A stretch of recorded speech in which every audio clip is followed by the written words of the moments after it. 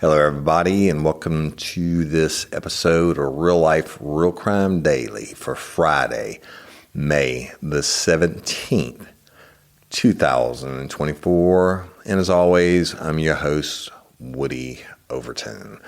And it's Friday, y'all. Whoo, I'm excited. Can't wait to go downtown this weekend, downtown Baton Rouge, 136 3rd Street, and hang out and drink some ice cold ones at O'Hara's Pub. Gonna be awesome. Brian, lifers, y'all go in there, you see them, you tell them that you're a lifer and we'll get you taken care of. I'm gonna be there. Cindy's gonna be there. I don't know exactly what time yet, if both nights, but I'm definitely going to be there tomorrow night, Saturday night, and I'm probably going to do a live from there like we used to do back in the day.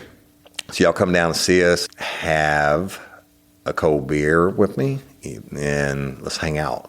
O'Hara's Irish Pub, 136 3rd Street, downtown Baton Rouge. Welcome home. All right. Let's get into some true crime time for Friday. Yes, I'm rolling solo again, people. You know, I love it and appreciate each and every one of you. We have a lot of great lifers in Houston.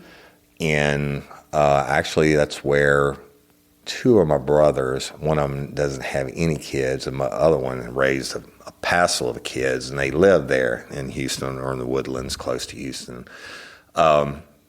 First story I'm going to tell you about, is it a pattern or coincidence?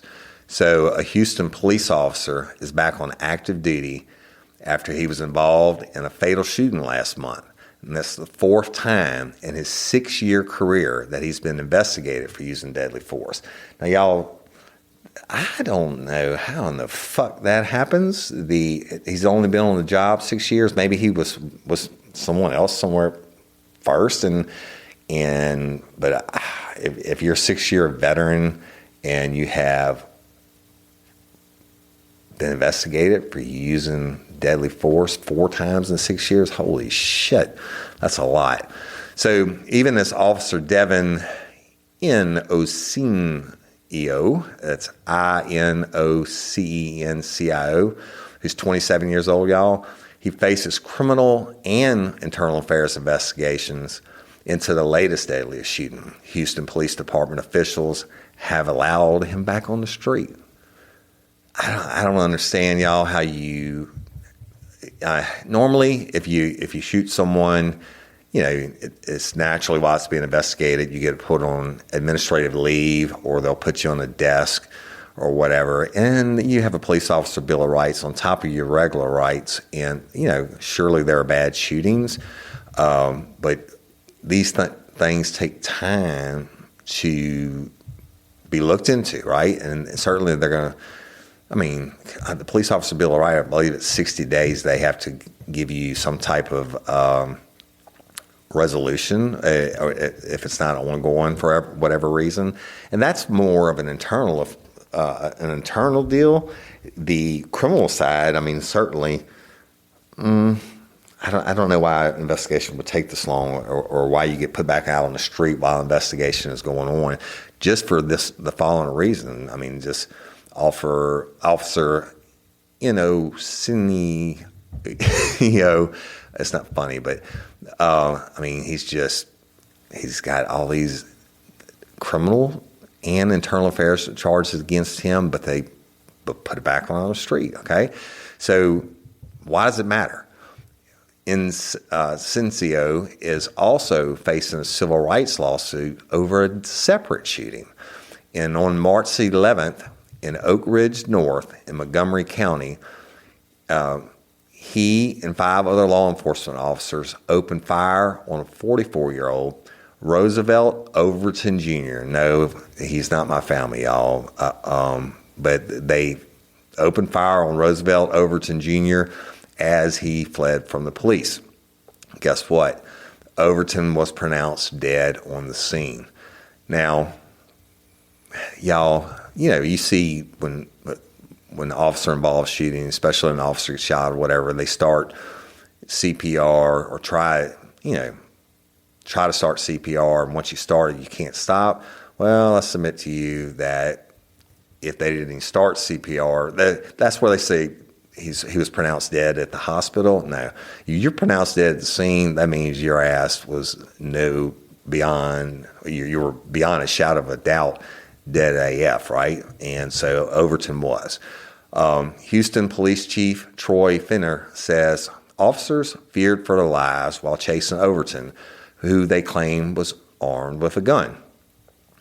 The officers who shot at Overton are Inocencio and HPD Sergeant Jason Campbell, Officer Aiden Lopez, Officer Julio Luna, and Department of Public Safety Special Agent, that's state troopers, y'all, Jeremy McGilberry, and a Harris County Sheriff's Office deputy that hadn't been named. Y'all never remember these names.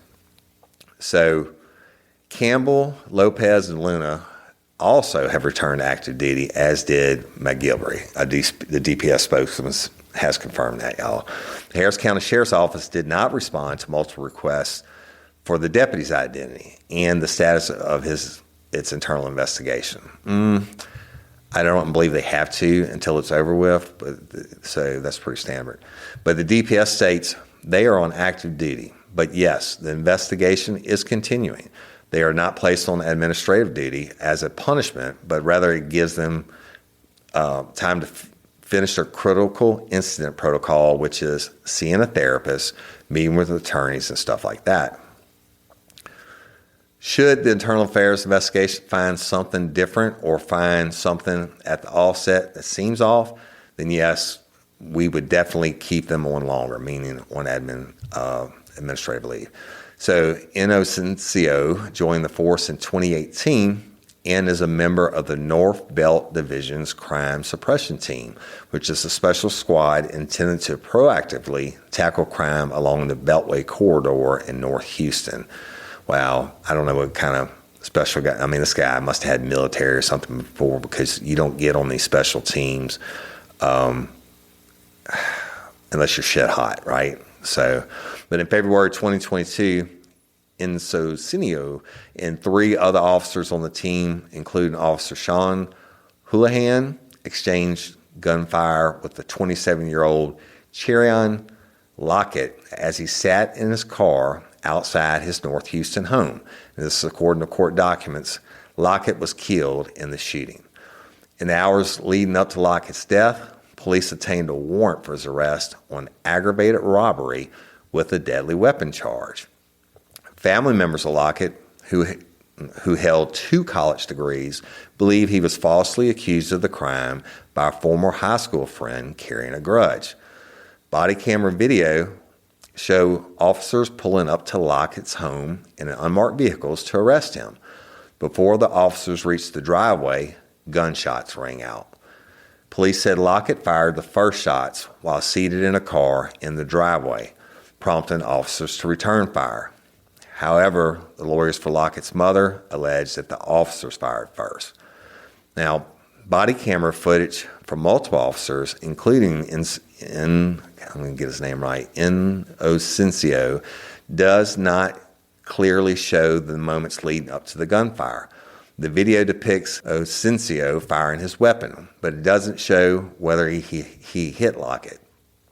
Now, Lockett's mother filed a federal lawsuit after the shooting, alleging that Inocencio and 3 other officers used excessive force and failed to properly identify themselves as police.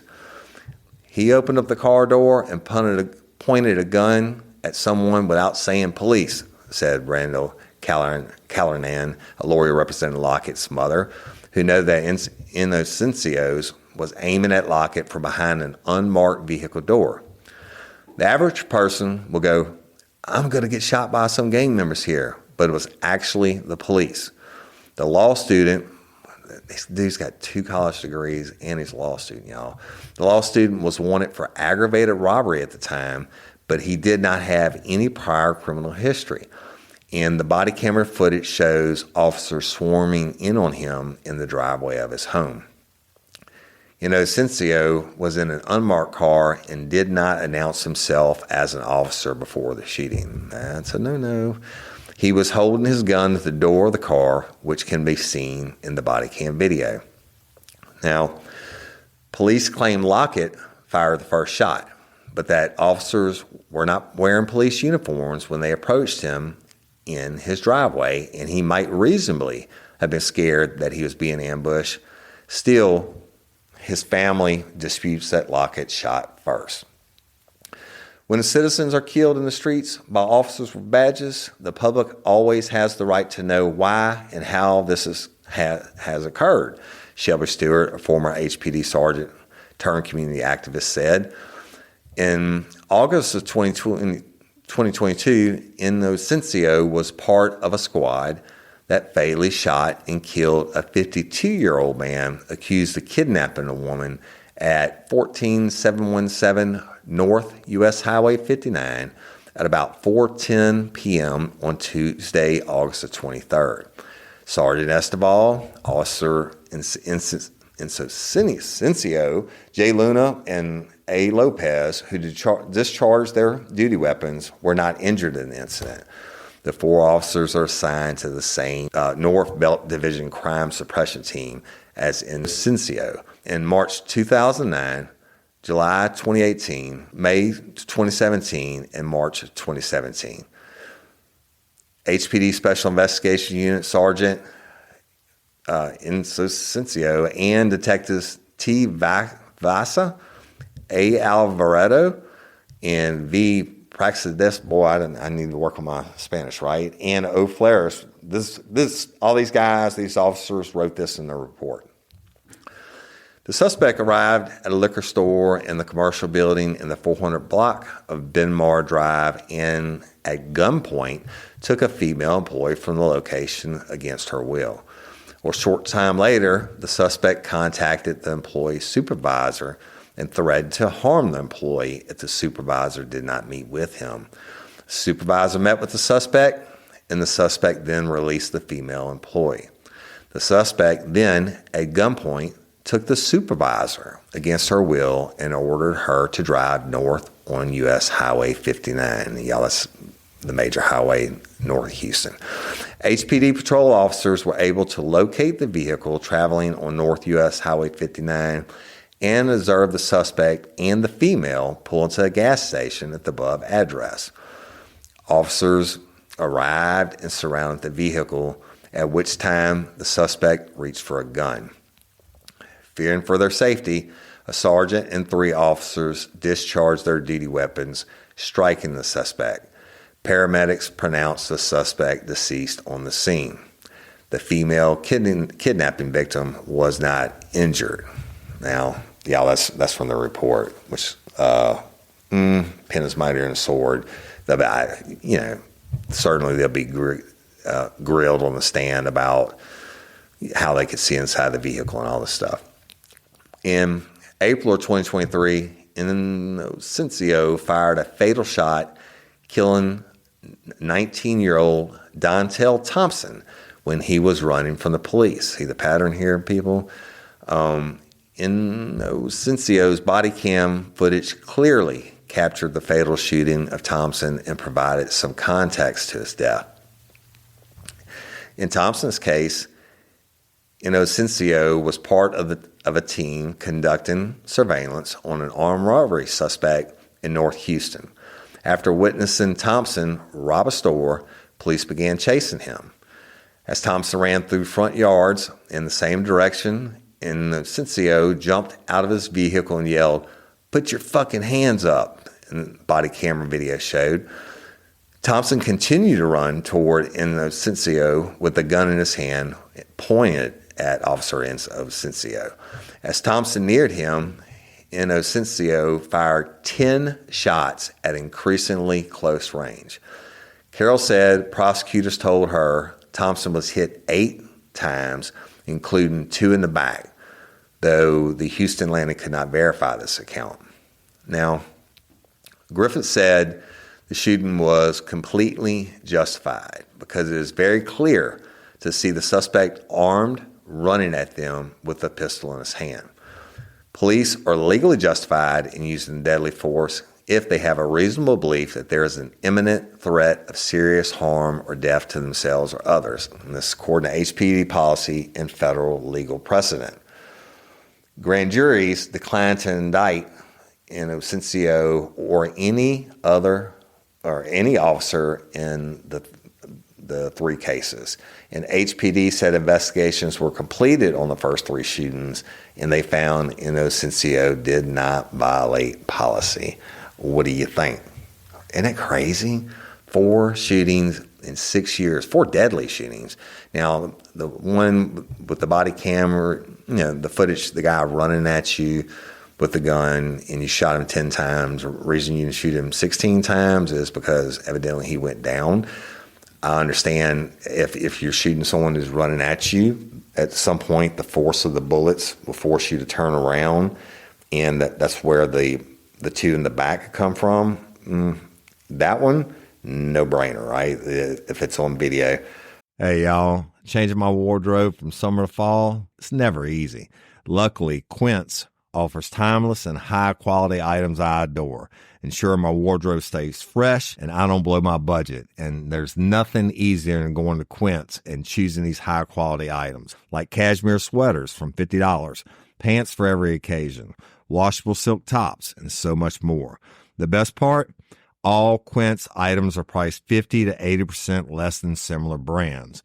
By partnering directly with top factories, Quince cuts out the cost of the middleman and passes the savings on to us. And Quince only works with factories that use safe, ethical, and responsible manufacturing practices and premium fabrics and finishes, and I love that. I got the stainless steel Link Apple Watch band for $59.90. It's heavy duty, it's awesome, and it's like $100 less than I could find anywhere else. And I also got a 100% organic cotton fisherman quarter zip up sweater. The color is alabaster. Man, I can't wait to wear that this fall. And Cindy got the Mongolian cashmere boat neck sweater in heather gray. And I'm telling you, these are classic pieces at a fraction of the price. Make switching seasons a breeze with Quince's high-quality closet essentials. Go to quince.com/RLRC for free shipping on your order and 365-day returns. That's QUINCE.com/RLRC to get free shipping and 365-day returns. Quince.com/RLRC. You'll thank me later. Hey, y'all, let me tell you about Gobble. All Gobble meal kits are pre-prepped. That means less work for you and less waste in your kitchen. Their meal kits include everything you need so you can save time at the store or just skip that trip entirely. I got the box in and I had 3 different meals. I had a Kung Pao chicken, crispy fish tacos, and a beef bourguignon, however you say it. But let me tell you about the classic beef bourguignon. Look, it came with beef pot roast and a beef broth concentrate, red wine demi-glace, cremini mushrooms, cipollone onions, mashed potatoes, baby carrots, and rosemary thyme butter. It was so easy to make. Literally like 15 minutes it took Cindy. And let me tell you something, and all the dishes were fire, but this thing was like a taste explosion in my mouth. It's just unreal. We've got to spend more time together and more time doing the things we love because everything came in this one single box right to my door. So see what a difference Gobble will make for your household. Right now, they're offering my listeners a fantastic limited time deal. You get $120 off across 4 boxes plus free shipping and free cookies. And let me tell you, those cookies, I ate one that was sin baked and it was delicious. Go to gobble.com/real life. That's GOBBLE.com/real life for $120 off your first 4 boxes. This offer is not available on the home site, so don't miss out. This is genius. It's taste explosions in your mouth like you never had. The other ones, I don't know. I mean, I'm glad I don't have their job and investigating in absencio, but guess what? He's still out on the streets getting it done for the HPD and evidently for that task force. I'm sure there will be civil lawsuits that are settled. whether they're correct or not. They'll settle the lawsuits just to make them go away, and they figure it is easier to do that than to, fight it and pay all the attorney's fees, et cetera. But there you have it, Houston HPD. And I'm sure I butchered his name, but I spelt it. And shit, I'm sure y'all have heard of this story. So, well, from the clear maybe to the not so clear. Now, I'm going to tell you about a guy named Herbert William Mullen, okay? And believe it or not, we're going to California in the early 1970s, okay? Herbert William Mullen confessed to killing 13 people. So he's a serial killer. Remember, serial killer, you kill 2 or more people separate times, not a continuous shooting type thing, a mass shooting or whatever. But anyway, so let's get to it. When he confessed to the killings, y'all, he said he did it because his killings prevented, wait for it, not crime, they prevented earthquakes. That's right. So in 1973, after a trial to determine whether he was legally insane or culpable, he was convicted of 2 murders in the first degree and 9 in the second degree, and he was sentenced to life imprisonment. Now, during his imprisonment, he was denied parole 8 times. So, but check this out. This is where it gets interesting for you true crime fans. Mullen and the very famous serial killer Edmund Kemper overlapped in their 1972 to 1973 murder sprees, which added confusion to the police investigations and ended with both of the Mullen and Edmund Kemper being arrested within a few weeks of each other after the deaths of 21 people. Okay? So Herbert William Mullen was born on April 18th, 1947 in Salinas, California. And his father was reportedly stern but not abusive. And not long before Mullen's 5th birthday, the family moved to San Fran. So Mullen had numerous friends at school and was voted most likely to succeed. And when he was 16, he was voted that by his classmates at San Lorenzo Valley High School. Yet, he also experienced difficulties at this time, largely due to his paranoid schizophrenic disorder. Now, shortly after they graduated from San Lorenzo Valley High School in 1965, one of Mullen's friends, Dean Richardson, was killed in a car accident, which devastated Mullins. He built shrines to Richardson in his room and became obsessed with the idea of reincarnation. Going a little bit off the deep end. In 1969, Mullen was admitted to Mendocino State Hospital, the state asylum for the insane, and it was a psychiatric hospital located in Talmadge near Ukiah, California. And over the next few years, he entered various mental health hospitals, but was discharged after spells as being no harm to himself or others. In total, he was committed to 5 different mental hospitals, y'all. That's committed. And then they observe you for however long, and I guess they let him out. But by this time, he was in his mid-20s, and he had a diagnosis of paranoid schizophrenia, which was jacked up and accelerated by his large usage of LSD, or more commonly known as acid, and weed. By 1972, Mullen was 25, and he moved back in with his parents to Felton, California, in the Santa Cruz Mountains. I've actually been there. By there, it's kind of beautiful. Anyway, he was routinely hearing voices warning him that an earthquake was coming and that human sacrifice was the only way to save California. Now, according to the Venice News, Mullen believed that he was targeted to carry out the murders because his birthday, April 18th, was the anniversary of the devastating 1906 San Francisco earthquake, which destroyed 80% of the city and killed more than 3,000 people. Mullen's sense of urgency to take action only grew when Reuben Greenspan, a mathematician who had achieved some success predicting earthquakes, assessed that San Francisco would be struck again with a devastating earthquake along the San Andreas Fault at 9 a.m. on January 4th, 1973. Can you imagine if you already have the schizophrenia on this idea and you believe that human sacrifice is required, and you got this dude who successfully predicted an earthquake before telling you, hey, it's definitely going to happen. It's like the YK2000 thing, right? It really sends the, I hate to say wackos into full-blown fucking crazy mode.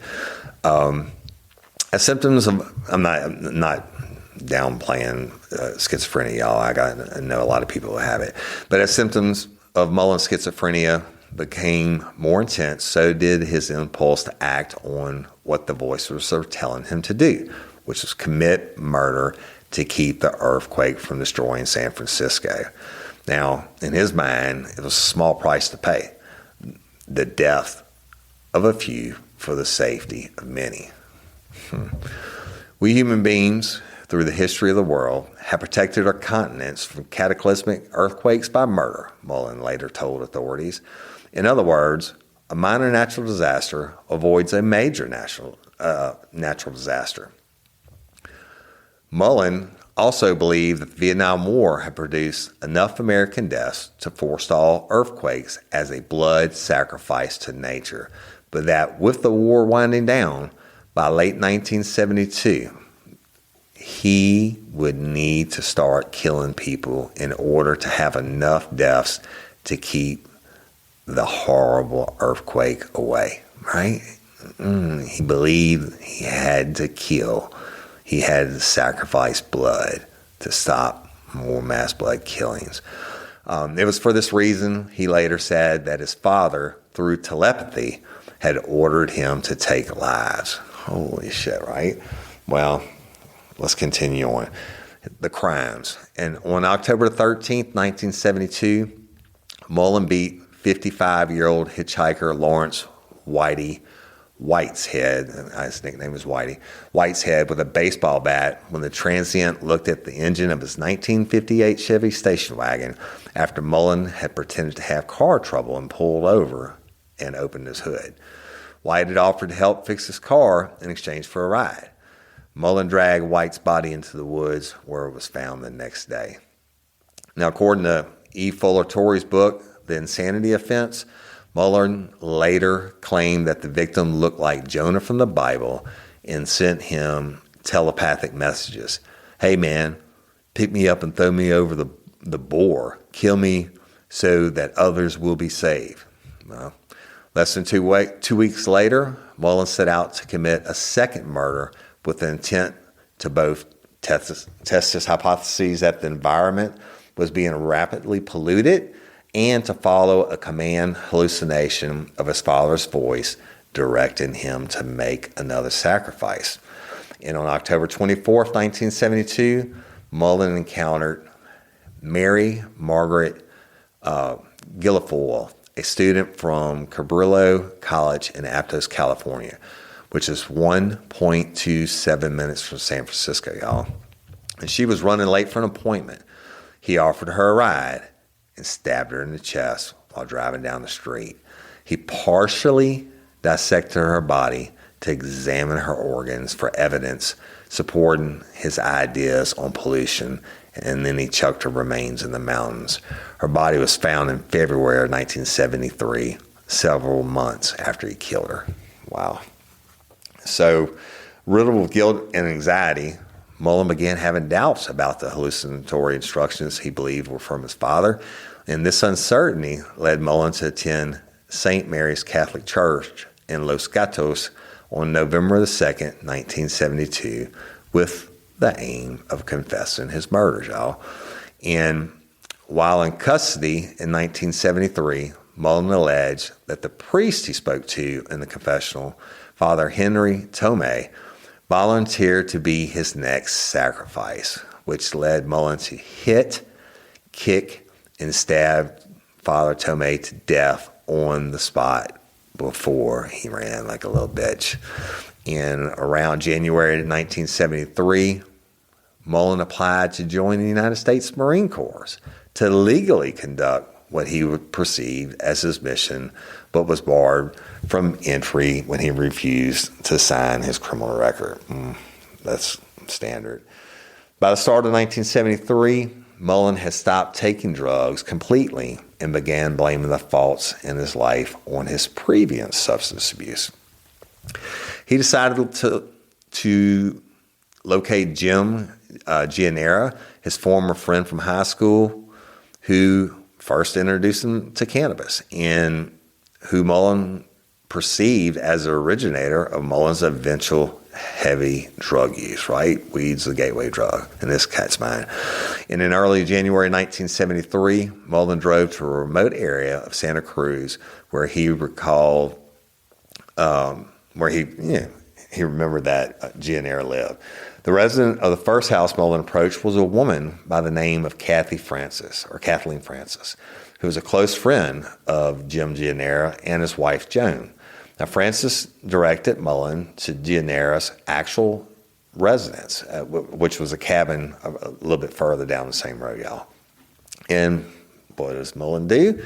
He goes to Gianera's home, where he demands to know why Gianera offered him the early taste of cannabis that Mullen alleged ruined his life. Mullen decided his former friend's answer was unsatisfactory, and guess what? He shot him 3 times, one of the bullets puncturing Gianera's lung. Dying, Gianera crawled to his bathroom in an attempt to tell his wife to lock the bathroom door. But Mullen broke down the door and fatally shot her also, right? Mullen then returned to the home of Kathy Francis, right, the good neighbor who gave the directions, and shot her and her 2 children, 4-year-old Damian Francis and 9-year-old David Hughes. Shot them deaf, y'all, cold blood. Then after he shot them, he stabbed each of them multiple times after they were dead, post-mortem. That's just crazy, right? I mean, like legit crazy. So the police thought the deaths in both homes were drug-related, and they did not suspect they were in any way connected with the priest's death or the previous murder of the hitchhikers. We didn't have social media and all that shit back then, y'all, and the news wouldn't have traveled no way the time together, and I get it. A few weeks later, on February 10th, 1973, Mullen was hiking in the state park in Santa Cruz when he encountered 4 teenage boys: Robert Spector, 18, Brian Scott Card, 19, David Oliker, 18, and Mark Dreibelbis, 15. All kids, y'all, camping, but they were camping illegally. Now, Mullins walked over to them, engaged them in a brief conversation, and claimed to be a park ranger. He told them to leave because they were recording the Mullen polluting the forest. However, they shooed him away and stayed in the tent. Well, that didn't sit real well with Mullins. And the next day, he returned and shot all 4 of them in the head with his .22 caliber pistol, killing them, right? And when he had finished, he took their being the kids, .22 caliber rifle and $20, so he robbed them. Mullen later claimed the trees had sent him a telepathic message that they were permitting him to kill the kids or the young adults. As their bodies were not even discovered yet, Mullen's final murder came just 3 days later on February 13th of 1973. Hey ladies, are you feeling overwhelmed by hormonal changes? Well, you're definitely not alone. There are more than 1,000 hormone disruptors living in our environment right now. It's in your food, your water, the air you breathe, the clothes you wear, your skincare products. They all mess with your hormones. Then there's the natural hormone changes your body goes through: premenopause, menopause. And while it's a natural process, it doesn't mean you have to suffer through it. The good news is you don't have to suffer through it anymore, because now you have Hormone Harmony, a formula made only with herbal ingredients that are shown to reduce hormonal symptoms in women of all ages. Hormone harmony is not just a hormone support and supplement, it's become a phenomenon. Women can't stop talking about it on social media. A bottle of Hormone Harmony is sold every 24 seconds. And the biggest benefit? Well, my wife says it makes her feel like her own self again. And that's what women mention over and over in the reviews. And there are over 30,000 reviews for Hormone Harmony. And for a limited time, you can get 15% off your entire first order at happymammoth.com. Just use code RLRC at checkout. That's happymammoth.com and use code RLRC for 15% off today. That's happymammoth.com and use code RLRC. Spark something uncommon this holiday with just the right gift from Uncommon Goods. The busy holiday season is here, and Uncommon Goods makes it less stressful with incredible hand-picked gifts for everyone on your list, all in one spot. Gifts to spark joy, wonder, delight, and that's exactly what I wanted feeling. Hey, y'all, I ordered a super cool piece. It's a candle with a sculpture of LSU's Tiger Stadium on top of it. And each officially licensed laser-cut wooden replica features up to 4 layers of detail, creating a bird's eye view of a specific football field, seating section, and more. And every label includes your stadium's name, the team's logo, and school location. And it has a coconut, soy, vegan wax infused with sandalwood smell that creates tailgates and touchdowns scent profile, reminiscent of game day. It's invigorating like fresh cut grass and nostalgic like smoke from a pre-game grill, and calming like the crisp autumn air of a new semester on campus. Y'all, I love it. I have it at the base of my TV, and I'm ready to watch the Tigers play on Saturday night, right? Uncommon Goods. Look, when you shop at Uncommon Goods, you're supporting artists and small independent businesses. And many of their handcrafted products are made in small batches. So shop now before they sell out this holiday season. Uncommon Goods looks for products that are high quality, unique, and often handmade or made in the U.S. They have the most meaningful, out of the ordinary gifts anywhere. They even have gifts you can personalize. From holiday hosts and hostess gifts to the coolest finds for kids, to hits for everyone from the book lovers to diehard sports fans. Uncommon Goods has something for everyone, not the same old selections you can just find anywhere. And with every purchase you make at Uncommon Goods, they give $1 to a nonprofit partner of your choice. They've donated more than $3 million to date. So to get 15% off your next gift, go to uncommongoods.com/RLRC. That's uncommongoods.com/RLRC for 15% off. Don't miss out on this limited time offer. Uncommon Goods, we're all out of the ordinary. Now, this murder occurred as Mullen was driving past a 72-year-old retired prize fighter and fishmonger, Fred Abbey Perez, who was at his home doing yard work, basically cutting his grass. Mullen passed him. He did a U-turn. He came back down the street, stopped, and put the rifle across the hood of his car and shot Perez once in the heart. Mullen picks up the rifle, casually gets back in the car, and just drives away. Business as usual. He committed this killing in the daylight in full sight of the dead man's neighbors. And several eyewitnesses had a full description of Mullen and his station wagon, as well as the license plate. And a few minutes after the description was broadcast on the police radio, Mullen, being docile like a little bitch, he was ordered to pull over, and he was arrested by a highway patrolman. In his car was the .22 caliber rifle on the seat next to him, the same one they used to kill the man in his yard. Now, still, the police failed to recognize a pattern at the time of Mullen's murders due to several factors. Firstly, the murders did not seem to be connected by a similar weapon or modus operandi, y'all.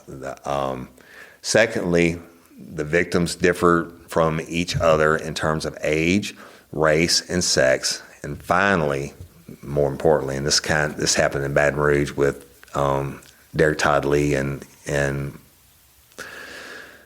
Sean Vincent Gillis. There were 2 killers operating in the area at the time, that serial killers. that, basically they couldn't determine between Edmund Kemper's victims and Mullen's victims, right?